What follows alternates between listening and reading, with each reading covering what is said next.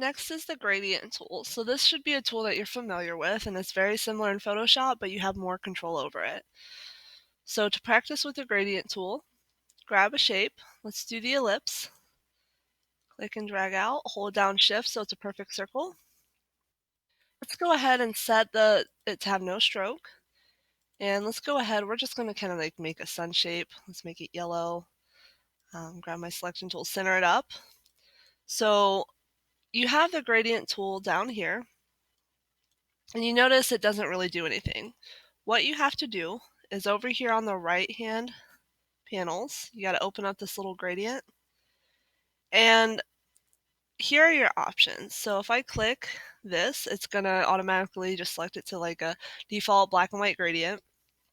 To change the colors, you have to double click these little swatches here.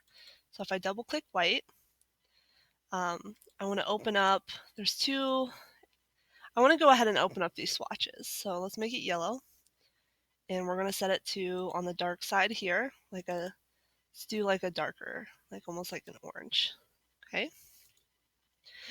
Up here at type, you can set it to like linear, where it's straight, or radial.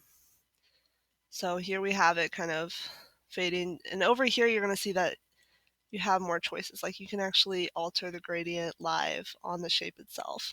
And you can even rotate it. Oh, geez. By selecting this little area here. So Illustrator is very similar to Photoshop, but you have more control, like I said.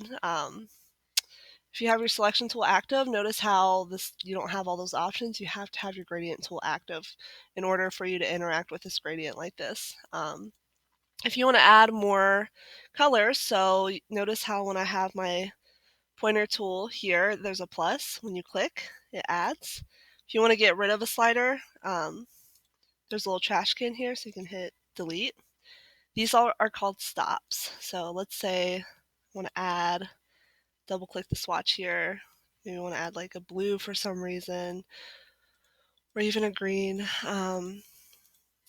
It doesn't matter. You can pick whatever color that you'd like.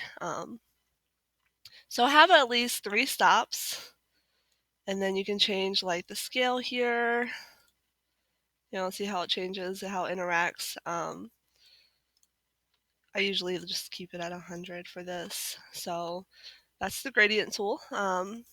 If this had a stroke, you could also kind of play with the stroke there, but I'm not going to worry about that right now. I just want to see that you're able to use the gradient tool, control it,